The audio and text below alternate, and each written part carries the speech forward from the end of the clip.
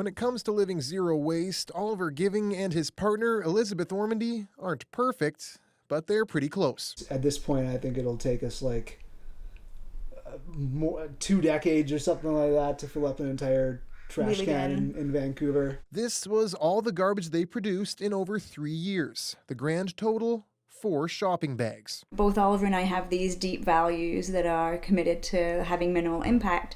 And it's fun to try and figure out ways to live in alignment with those. It was an achievement that required strategy for the low-waste lifers. They made their own household cleaner out of vinegar and water and made their own deodorant. They steered clear of plastics and found as many compostable items as they could. Once our stock of floss runs out, we're going to switch over to silk. As for what ended up inside the bags, non-recyclable twist ties and those sneaky little plastic things on the bread packets that you get. Some floss, toothpaste tubes. People in Vancouver produce about half a ton of waste each year.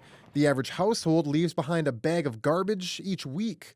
But District Waste Manager Paul Henderson says the zero waste movement is growing. I think in general we're all realizing that it's important to make change in order to protect the environment and look to the future generations.